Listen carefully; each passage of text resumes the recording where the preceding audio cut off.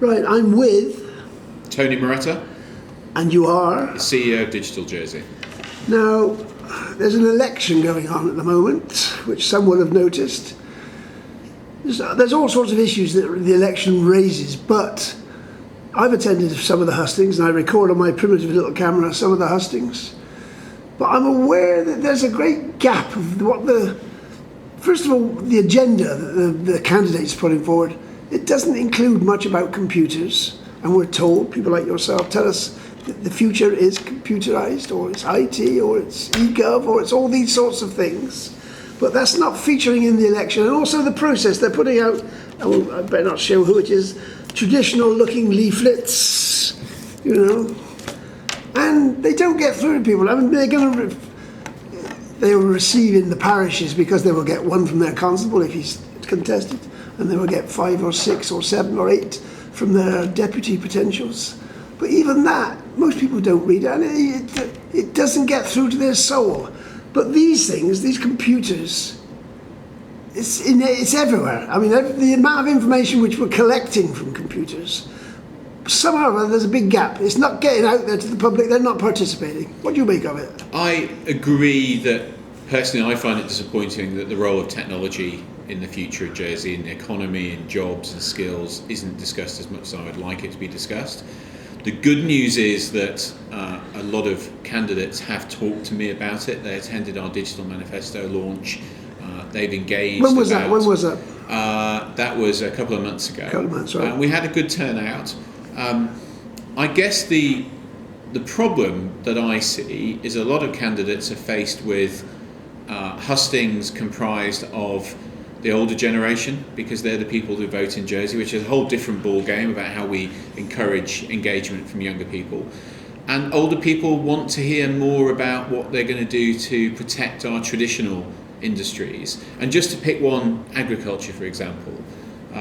And it's difficult, I think, especially for new candidates, to push back and to try and educate the electorate that yes, agriculture has a really important role in Jersey and should be supported. I wouldn't question that. But the reasons for doing it might be environmental. They might be the identity of Jersey. They might be for tourism. But they're not economic. Agriculture is about 1% of the economy, whereas the standalone digital sector of the economy is already about the same size as hospitality. It's about 8 or 10%. Really? But it's difficult, I think, for them to engage in it. I have heard politicians, existing ones, potential ones, talk about productivity. I have heard them talk about skills. We're going to need new skills for new jobs. But yes, maybe it would be great if people could talk a bit more about the role of technology in slimming down our government, as that seems to be one of the big objectives with a lot of politicians I hear. If they talked about the role of technology in making the building of houses quicker and cheaper, if they talked about the role of technology in building the economy more generally, yes, that would be great. But I think in some ways they have to tailor their arguments towards the people that vote. Which is a very small percentage of the population. Yeah. So the vast majority of people, are they all going home and plugging into their computers and living a different life? I mean, that's not what's happening, is it? Well, if you look at social media, I found interesting, the last election was the first one that I was able to participate in Jersey, having been here for 6 or 7 years. And I found it interesting that actually the level of debate on the issues that were being debated on social media, you'll have seen it yourself, you're an active Facebook user, didn't actually reflect the reality of the voting. No. So in many ways, social media is as much of a bubble as the JP letters page, as I often say. And so maybe a lot of the people that are on social media aren't going out to vote. One of the ironies is that the only way now they've made it split down to deputy, there's not an all-island senatorial participation. The only way really of meeting the electorate is knocking on doors, the old-fashioned system. Because when you put stuff out on the internet, you get 1,000 people look at you, 3 of them might be in your district. Yes, that could be it. Personally, I find it quite amusing sometimes and interesting how many candidate posters we get up in Jersey. And I do wonder, do they actually get many votes? No, they don't. But the leaflet through the door, I think, is a good traditional way of doing it. I have seen, vote.je have done a lot this year, the state's graph, in terms of putting not only the manifestos and they've made them punchy manifestos for each candidate. They've done candidate videos. Right. They've had the online hustings as well. Right. There have been so many different special interest hustings that the Bailiwick Express took the mickey out of it a bit, talking about where was the Star Wars Reenactment Society hustings. And so I actually feel sorry for candidates that they are having to attend so many different physical and virtual hustings and they have to get the leaflets out and they have to do a social media video when they're not approaching the whole island, as you say. So I think there are lots of touch points, lots of opportunities. I guess people feel that they might be missing out if they don't have a poster or they don't have a leaflet, they don't have a video. It's more like a dialogue between candidates and just candidates. That's what it's more like, getting more like. It's not for the general public. They can participate, but when you go to a meeting of hustings, 60, 80, 100 people, and 110,000 people. I mean, we were both at the St Clement hustings. That was very well attended. It was literally standing around only. But it is only a small building. It can only take that number. That's one of the problems. With these machines, you can tell the whole world. But how do you specifically give to the people that are relevant to the election that's taking place? I can't get it in my head. These things are so wonderful in theory. I hate the damn things, but they're wonderful for communicating. But how do you? I've watched a number of the online hustings. Right. And I know it's not been a great experience apparently for some of the candidates because they're all sitting around looking at this little box of tricks called an owl, which is a sort of almost cylindrical webcam with cameras all around it. Right. But actually I think it works quite well for people viewing because they get to see all the candidates in a row. It zooms in on the person who's talking. The Vote.je team are able to open up for questions. So I think voters have a lot of opportunities if they seek to take it up, which is a different issue, with finding information online, seeing videos online. A lot of people are on Twitter, a lot of people are on Facebook. They will answer questions on there as well. I actually in many ways feel sorry for the candidates because they have to try and cover all bases, some of them while running a business or doing a day job. Some of them will finish up as ministers. They will have big power. Yes. There might be somebody who's left school 5 years ago, or it could be somebody very new to the politics. So there are. I put out some months ago about why doesn't Jersey have a Minitel system? Now I thought Minitel was brilliant. It started in San Malo apparently officially. Now, if you had a Minitel system and it was given to people, it wouldn't cost a lot with the little clip, the computer stuff we got today, and it was just serving Jersey. Obviously, there would be aspects of it you'd want to go a bit further, but basically, because people, old codgers like me, that's all they want is a bit of information about Jersey, what's on the flicks, what's on here, there, all that normal stuff. But that would be able to target specifically areas, wouldn't it? If there was an election on, for example, it could be tuned on to your area. I mean, Minitel's been taken over by the fact that we've got mobile phones and iPads. And actually, Jersey has a higher usage of smartphones than the UK even, which is a high user per head of population. So I think the technology is out there in people's hands.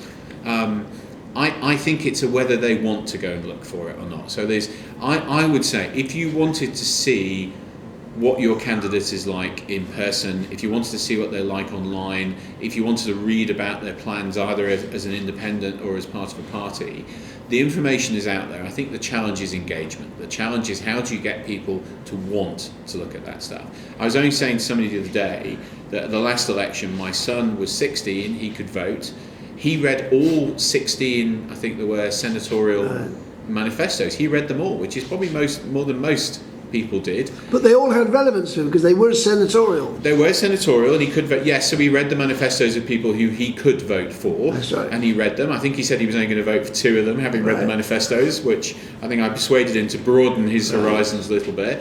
But I think the technology is there. It's how do you get people to engage? And back to what you said about the politicians, even at quite a traditional, I would say, physical hustings, you would know better than me in St Clement, while there weren't really any questions from the voters about technology, they were asking questions about a lot of things where technology will play a big part.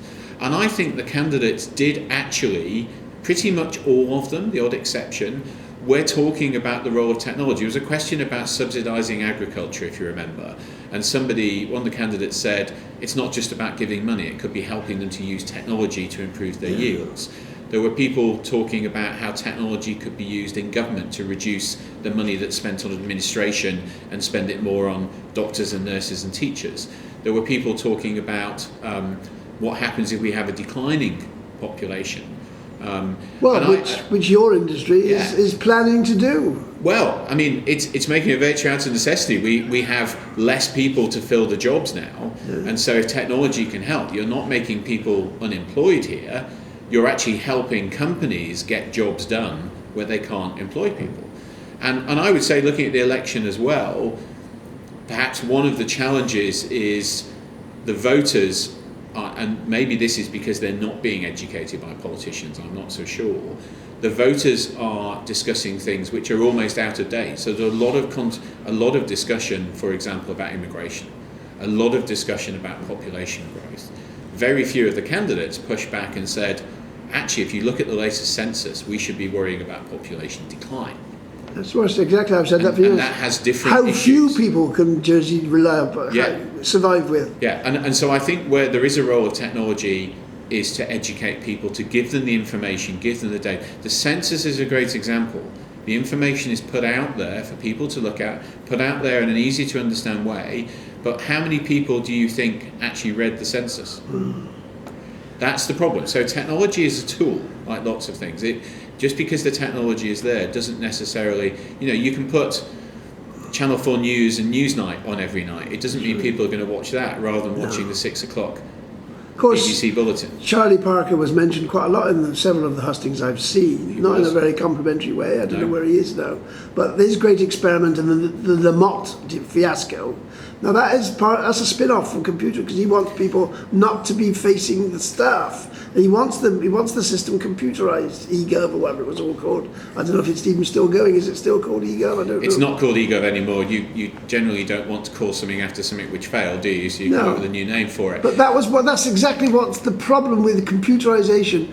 It does tend to fail. All the projects they've got here, like the hospital, they haven't got probably linked up. My doctor, when I go to see him, still says, well, what medicines are you on? Well, he ought to have it all there, didn't he? All this stuff. Well, there's a few things there. I mean, it was interesting, you're right. I found it quite interesting. There was quite a groan and cheers of support for somebody saying we should open up Lamont Street for face-to-face interviews. Exactly. I think if you use technology properly, right, what you do is create more time and resources to commit to those people who really do need the face-to-face meeting. So it's not an either or. The example I would give is when we brought in mobile parking, we didn't get rid of pay cards. No. They were still there. We gave people the choice. That's right. And I would say most people, I don't want to go to Lamont Street to stand in a queue to pick up a white piece of plastic to carry around to an estate agent to have them photocopy and then throw it in the bin because it only lasts for 3 months. I would rather do all of that online. But there are people who need to walk into Lamont Street and get face-to-face help.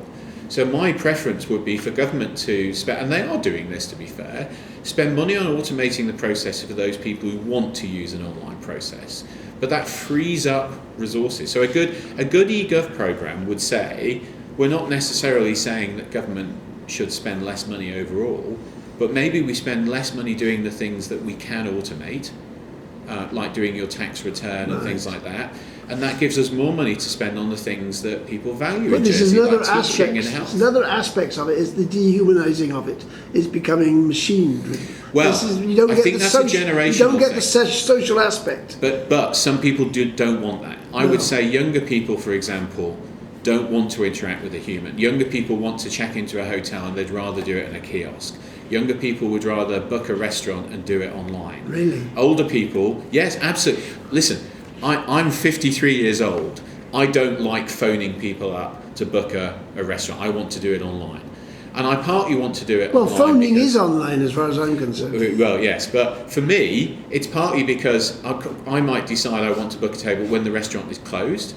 And when the restaurant is open, you've got the noise of somebody at the restaurant behind the person who's on the phone, who's trying to do their job. So I think it's a generational thing. But again, government has to serve all of it. I'm a great fan. It's interesting. We were in the parish hall the other day. So I'm a great fan of turning the parish halls into what I would call assisted digital centres. So let government put stuff online, let people use the online service they want to, that makes it quicker and easier. They still have to offer the open offices and the ability of people to go in and see someone. But wouldn't it be great if an older person who wasn't as comfortable, and it's not just older people, a lot of older people are very comfortable with technology, some aren't, if they could walk into their parish hall and somebody in the parish was trained to show them how they can go online to access parish services as well. Absolutely. And wouldn't it be great when you talk about government? I think Jersey is capable of doing some great things because we are a whole country in only 45 square miles, 100,000 people. So actually, if you move house and let's say you move parish, the thought that we'd want to leave St Clement, obviously. But if you move parish, wouldn't it be great if you could go into the parish hall and change your address, and their system was able to update all of the central government systems as well as the parish Well, they system do it to a degree, don't address. they? Traffic driving licences, they do that. Well, they only the parish. But wouldn't it be great if they could also update your address with Jersey Post, Yeah. and Jersey Telecom, and Jersey Water, and Jersey Electricity? Exactly. Those are the beneficial sides of all that. But when I watch my Absolutely. click and I see the sort of amount of information they do collect about us, I begin to worry. That's the, What makes you worry? well, who's got the information and what are they using it for?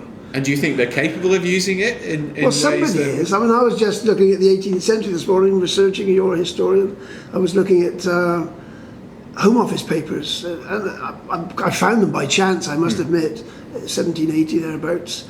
And I was getting all these pop-ups kept on interfering with me, and I was going click, click, click, get rid of them. Eventually, I lost the page I was looking at. All that sort of stuff. Obviously, people were monitoring into me, and they put, oh, hi, Mike, and all this stuff. Well, that's where I think, you don't get those sort of pop-ups on government pages and government services. No. Government's very careful about it.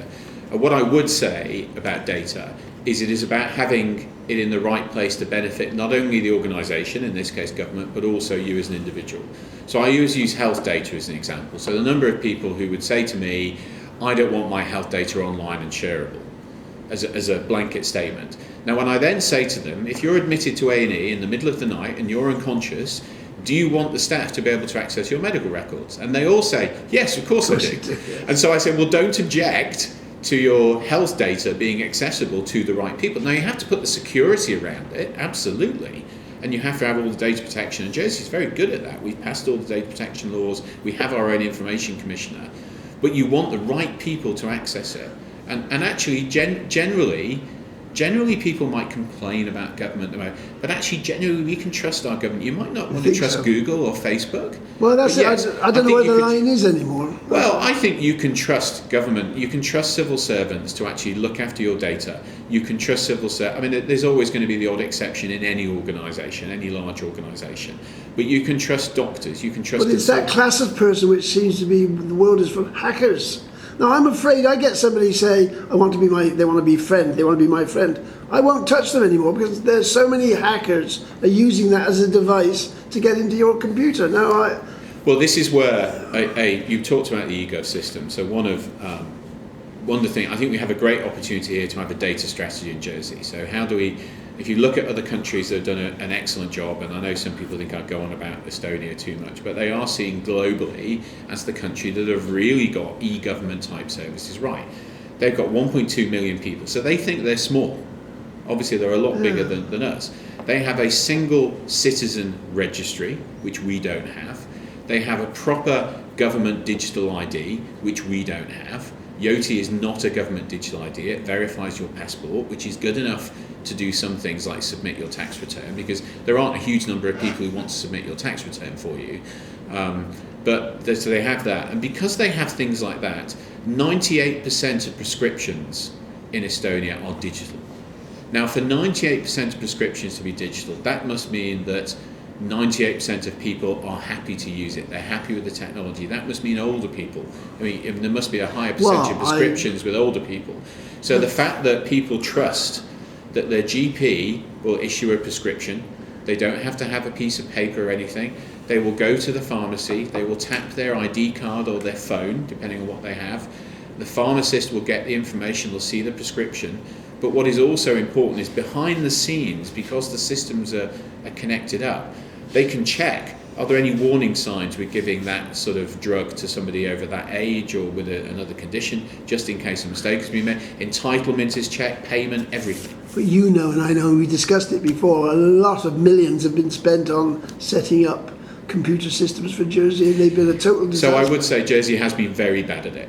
Jersey has been I would say, and I've said this publicly a number of times, the biggest disappointment I've had since moving here nearly 6 or 7 years ago is that we haven't seen more progress in the use of technology for citizen services.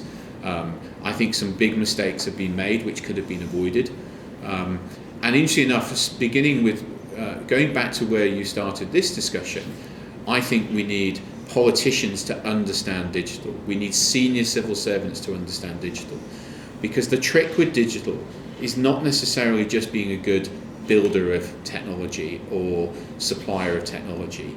You need intelligent customers all the way through the system. You need people who are very clear about what they want, very clear about how they want something to work. Because if you have an IT department, for example, that has customers that don't really know what they want, it's very difficult to build a really strong working system. So I think there's a big opportunity. I've been very impressed with the discussions I've had so far with Suzanne Wiley. So, you know, Suzanne is the fourth government CEO since I got here. The first did not understand this technology. Charlie Parker did not get digital, sadly. He did in some ways, and I had a good relationship with Charlie, but I think some of the things he put in place were not good for use of technology. They were, to me, they're like the idea of robots digging potatoes. A robot dug potato doesn't sound as good as a fork dug potato. And I think these are practical problems. But it's education. So, you know, at the moment, and just to finish up, I said we've now got a CEO in government who I think has used technology before elsewhere, who gets it. I've had some very good discussions, not only how technology can be used in government, but how technology can be used in the financial services industry to reduce the cost of compliance. But one of the reasons I was pleased about our Smart Fields project is it convinces people that if technology can help with potatoes, it can help with anything. Now, it's not affecting the actual potato. Now, we're not digging up potatoes, although actually, what do we have a problem with in agriculture? Labour. People love the outputs of agriculture in Jersey. They like the green fields, they like the potatoes, they like the milk. They don't like the inputs, they don't like the fertilisers, they don't like the low-paid jobs it creates and the immigration it leads to. But actually, what we've started off with is to show technology can be used to reduce the amount of fertiliser that's put in the soil. Technology can be used to improve the yields from the limited fields. As one of the growers said in our video, we can only grow Jersey Royals in Jersey, so whatever improvements we make, we have to make here. They did try to grow them in Poland, I don't know what happened there. But actually, do you think a robot picked potato would taste any different from a human picked potato? Well, I don't know, of course, it's the whole process. You know the answer to that. Well, I honestly don't, because I get fed a lot of information, and they look after these potatoes in a very caring way. They've got to stand them up in sheds, and they've got to see the daylight, and they haven't got to see the daylight, and they put them in the ground, and they've got to be nurtured, and then they cover them in plastic, which I think is a fatal mistake, but it keeps the blight away, or whatever it does. So there are reasons why. I mean, if the farmers could say, well, technology is saving us, all the green lettuce is going to disappear off the beach, that would be something real. And if you say that's a result of computer, the people would grab at it. You're right, and that's a really good point.